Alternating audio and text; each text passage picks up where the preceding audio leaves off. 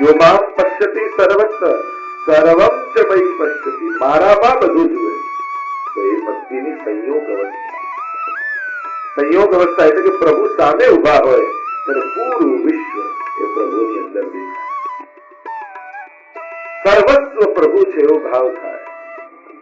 તો ભક્તિમાં પણ એક પ્રકારની અવસ્થાઓ આવી જાય. જે જ્ઞાન પ્રજ્ઞની વાત કરીએ તો ભક્તિની પણ એક પ્રેમની અવસ્થામાં સર્વમાં એ દેખાય અને એનામાં બધું દેખાય.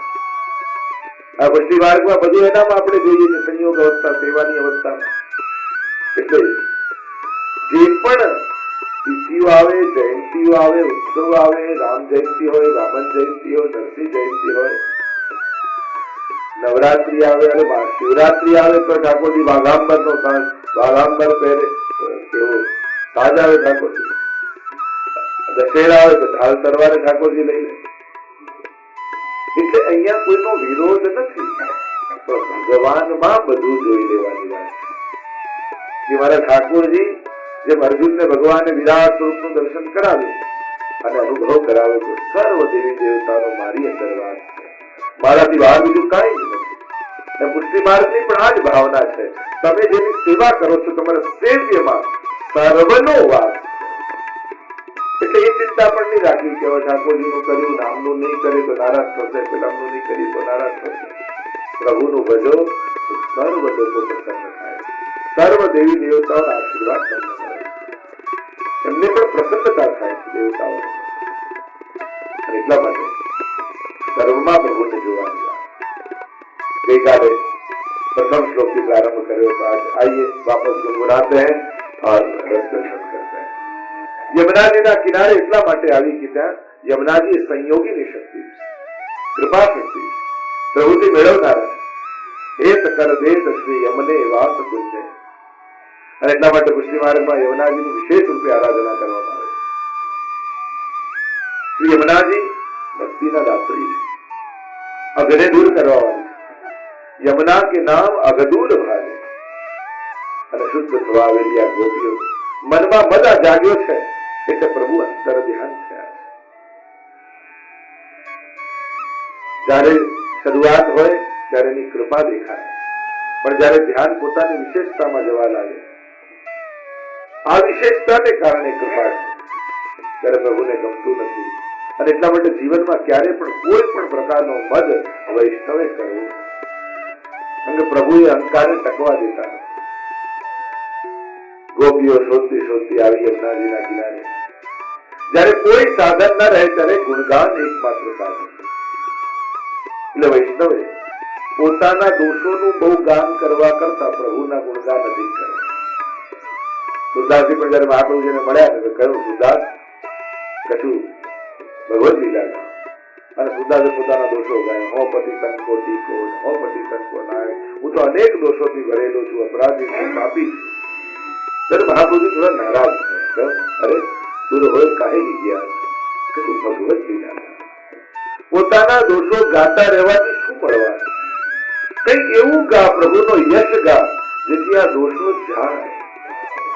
ઘણી વાર બહુ વાર આપણા દોષો કયા કરીએ અને સ્વીકારી લઈએ ને કે હું આવો છું, પછી એ કરવાનો પશ્ચાતાપ એ થાય. ઘણી વાર આપણે આ બહુ ક્રોધી આપણે હું તો ક્રોધિત છું એમ માની લો, પછી ક્રોધ કરવાનો પશ્ચાતાપ એ ન થાય, હું તો છું જ ને આવું. અને એટલા માટે પોતાના કે બીજાના દોષો બહુ ગાવા કરતા ભગવતનું ગાન, ભગવદ્યશનું ગાન. ગોપીઓ ભગવદ્યશના ગાન કરતા શરૂઆત જ કરી જયતી મંગળાચરણ કર્યું છે. ગઈકાલે જેમ જોયું આપણે ગોપીજનોએ, કારણ કે મંગળાચરણ બે કારણથી કરાય. એક, જે ગાવા જઈ રહ્યા છે એમાં કોઈ વિઘ્ન ના આવે, અને બીજું, ગાયને જે પામવું છે એ પામવામાં કોઈ વિઘ્ન ના આવે, એ ફળ પ્રાપ્તિમાં કોઈ વિઘ્ન ના આવે. આ બે કારણથી મંગળાચરણ કરાય.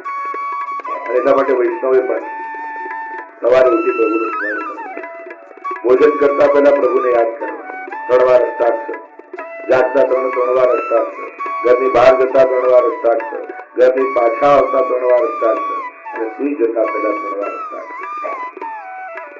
જીવ શું કરી શકે? શરણાગતિ. શ્રી કૃષ્ણ શરણમ મમ, એ જ મારું શરણ છે. અને જે સદાય શરણ ભાવનાથી રહે, પ્રભુ તો કહે યોગ ક્ષેમમ મહામ્ય, એનો યોગ અને ક્ષેમ હું કરી આપું છું. પ્રભુનું આ વચન છે અને પ્રભુ ક્યારેય પોતાના વચનથી ફરતા નથી. એકવાર એક રાજા હતો અને પ્રધાન. રાજાને એમ થાય કે આખા પ્રજાને હું જીવાડું છું, હું ખવડાવું છું. ત્યારે પ્રજાને કહ્યું કે જીવાડનારો તો પરમાત્મા તમે. રાજા કહે હું આખી પ્રજાને જીવાડું છું ને ખવડાવું છું, નાના એ ઈશ્વર ખવડાવે છે. પરીક્ષા કરીશું. એક ડબ્બીમાં કીડી લીધી અને ડબ્બી બંધ કરી, જોઈએ જાણે કોણ જીવાડે. 2 દિવસ પછી ખોલીને તો રાજા જોયું, આશ્ચર્ય થયું, ડબ્બીમાં એક ચોખાનો દાણો હતો અને એ ખાઈને કીડી જીવતી હતી. ત્યારે રાજાને યાદ આવ્યું કે રાણીએ તિલક કર્યું અને એમાં અક્ષત લગાડ્યા હતા ને, ડબ્બી બંધ કરતા એમાં પડી ગયું અને કીડી જીવી ગઈ. અનુભવ કરાયો કે જીવાડનારો એ પરમાત્મા છે, જીવ નથી. હું તો ઘણી વાર કહું આપણે કોઈને મદદ કરી શકીએ, સુખી નથી કરી શકતા. સહાયતા કરી શકો છો પણ તમને કોઈ ગેરંટી ના આપી શકો કે સુખી જ કરશો. એને દિવાળી નથી શકતા, કોઈનું ભાગ્ય નથી બદલી શકતા. કેવલ એ પરમાત્માના હાથમાં. ગોપીજનો મંગલાચરણ કરે, જયતિ તે અધિકમ જન્મના વ્રજ, આપના પ્રાગટ્યથી વ્રજ વૈકુંઠ કરતા પણ અધિક શોભી રહ્યું. હવે લોકો વૈકુંઠ વાસ નથી વાંચતા, વ્રજવાસ માંગે.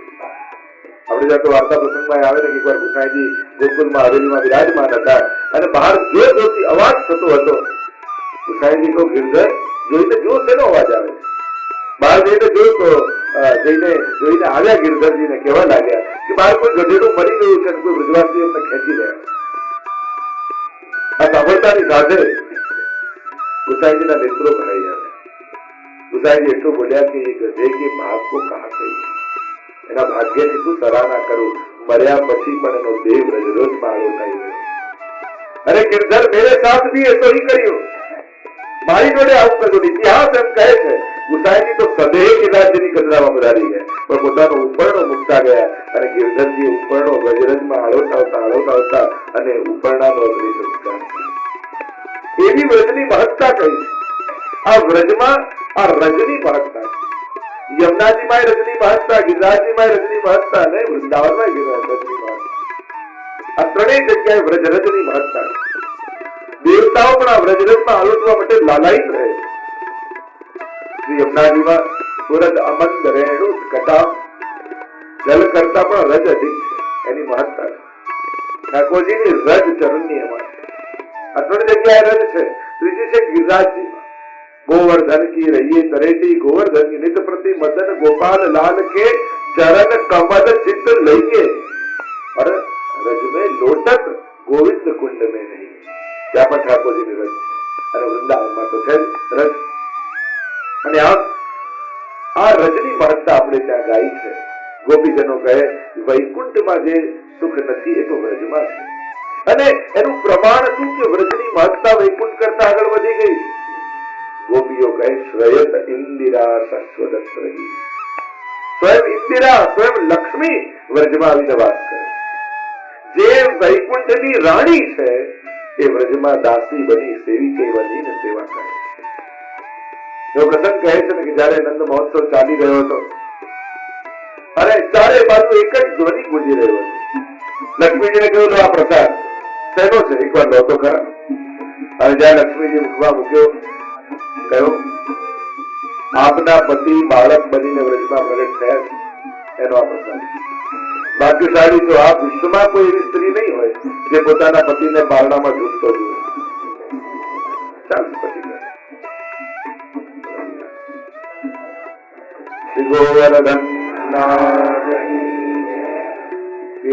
એવી કોઈ સૌભાગ્યશાળી સ્ત્રી નહીં હોય. અને કહેવા લાગ્યા નારદજી કે આજ સુધી આટલા અવતાર થયા પણ આ વખતે તો પ્રભુએ જે સ્વરૂપ લીધું છે ને એનું સૌંદર્ય જ કઈ દીધું. એટલા પ્રશંસા કરી કે લક્ષ્મીજી એમ કહ્યું કે મારે પણ દર્શન કરવા જવું છે, નારદજી કઈ વ્યવસ્થા કરો. નારદજી કહે કે લઈ તો જાઉં પણ આપના જેવા અનેક લક્ષ્મીઓ વ્રજમાં છે. લક્ષ્મી સહસ્ત્ર લીલા સેવ્યમાનમ કલાનિધિ. વૈકુંઠમાં તો એકલા આપ એટલે આપનું રાજ ચાલે, વ્રજમાં તો અનંત છે. શું કરીએ? એવું કરો ત્યાં રાણી બનીને તો પ્રવેશ નહીં થાય પણ સેવક બનીને જશો તો જરૂર સેવા મળે.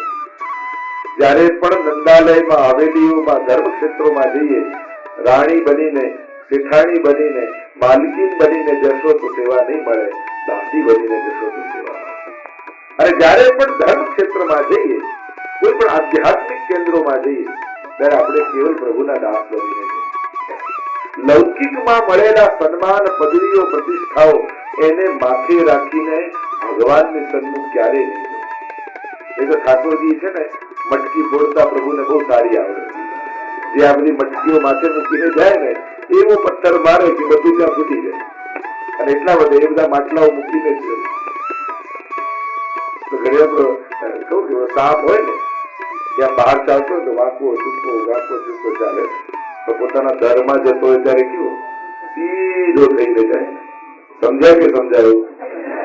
બહાર ગમે તેટલા વાંકા ચુકાઓ ચાલે, પણ ઘરે જાવ ત્યારે તો સીધા થઈને.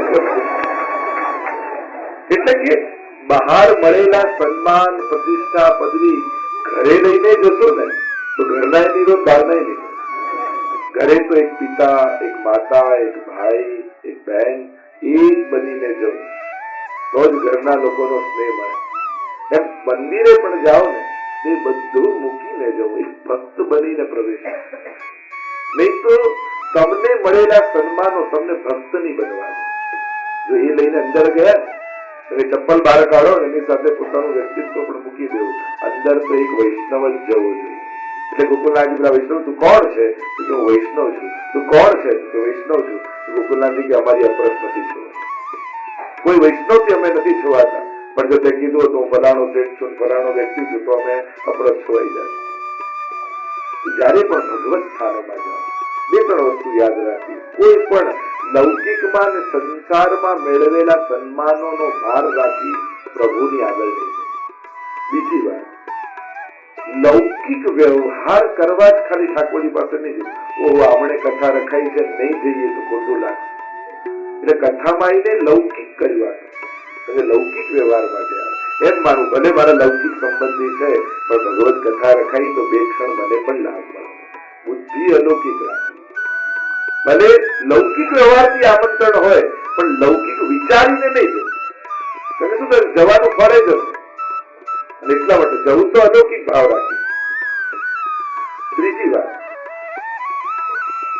ઠાકોરજી સામે જાઓ તો હંમેશા ઉત્તમ ભાવો લઈને જાઓ, ઉત્તમ મનોરથો લઈને જાઓ. હીન ભાવ ને હીન વિચાર લઈને ક્યારે નહીં.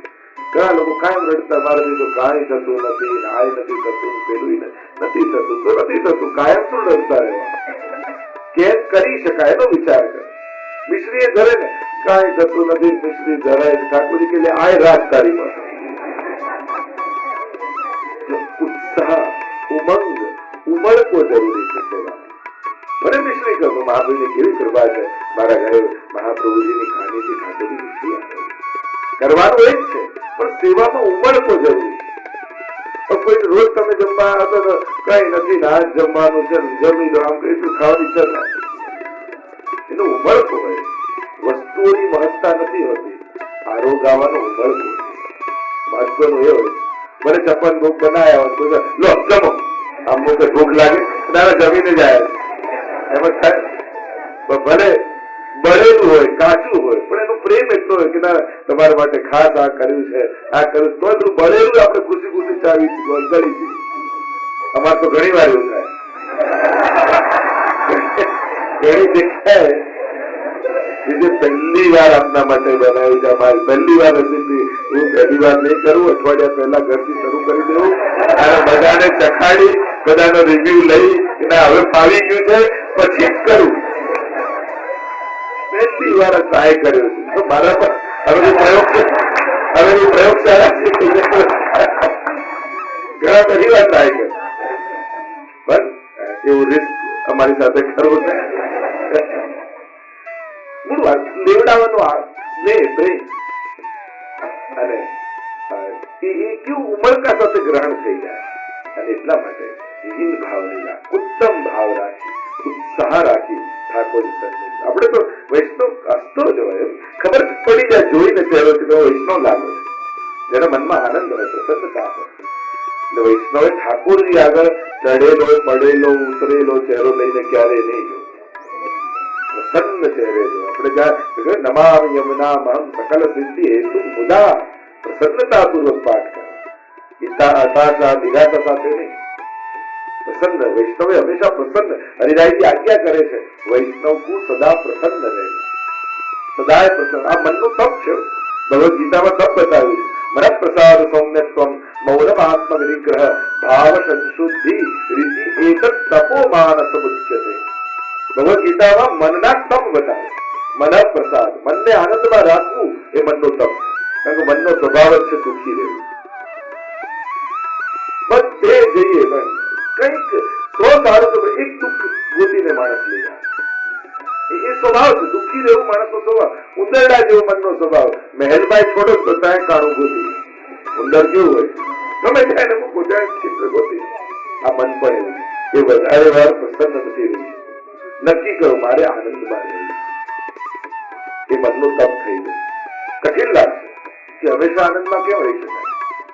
પણ તમે શરણાગત છો, પ્રભુના છો, આનંદ રૂપ હરી એના દાસ બન્યા છો. પ્રસન્ન રહો. સૌમ્યત્વ, મનને સૌમ્ય રાખો. ભાવ સંશુદ્ધિ, નક્કી કરો મારે ખરાબ નથી વિચાર. વ્યક્તિઓ ખરાબ એટલે ઘટનાઓ ખરાબ થાય, પરિસ્થિતિઓ બગડે. નક્કી કરો મારે સારા અર્થઘટનો કરવા, મારે ખરાબ નથી વિચાર. ઉત્તમ. એક જ ગાડીમાં જે જણા જતા હોય, ગાડી ભટકાઈ, એ કેવો વિચાર કર્યો મારી જોડે જ આવું થાય, જો ને ગાડી ભટકાઈ. અને બીજો બાજુ વાળો એમ વિચાર કર્યો ઠાકોરજી આટલામાં બચાવી દીધા, આટલું થયું આપણે જોઈ કઈ થયું. હવે એક જ ઘટના ઘટી છે, બંનેને કેવો જુદો વિચાર, અને જુદા વિચારથી બંનેનો ફિલિંગ કેવા જુદા થાય છે. એક નક્કી કરો મારે ભાવની શુદ્ધિ રાખવી, ખરાબ વિચારવું નહીં. સારા અર્થઘટનો કાઢતા શીખવા આદત પાડો બુદ્ધિને કે દરેક ઘટનાઓમાં સારા અર્થઘટનો કાઢતા શીખે. તથૈવ તસ્ય લીલેતિ મત્વા ચિંતામ ધૃતમ ત્યજે. ઘટનાઓ રૂપે જોશો તો સુખ દુઃખ થશે, લીલાઓ रूपे જોશો तो आनंद થશે. महाप्रभु जी कहते हैं जगत को भी लीलाओं रूप से देखिए. આ પ્રભુની લીલા છે, પ્રભુ જ કરનારો છે. એ સગળું સારું કરશે. એવો ભરોસો મનમાં નથી હોતો ને કે સારું કરશે, અને એટલા માટે આપણને ઉજવેલ રહે. પણ આપણા જીવનને જુઓ ને, કેવી કેવા જીવનની પરિસ્થિતિઓ આવી, કેવી કેવી ઘટનાઓમાંથી આપણે પસાર થયા. ઘણી વાર એમ થયું કે હવે તો જીવન સમાપ્ત થઈ જશે, હવે તો ફસાઈ ગયા, ખતમ થઈ ગયા. છતાંય ઠાકોરજી બધેથી કાઢ્યા. તો આટલા વર્ષો સુધી જે કાઢતો આવ્યો, શું હવે નહીં કરે? એ હવે કરશે. ભરોસો રાખો. એ સદેથી બચાવનારો છે. હવે હંમેશા આપણી રક્ષા કરનારો છે. અહીંયા લક્ષ્મીજીને કહ્યું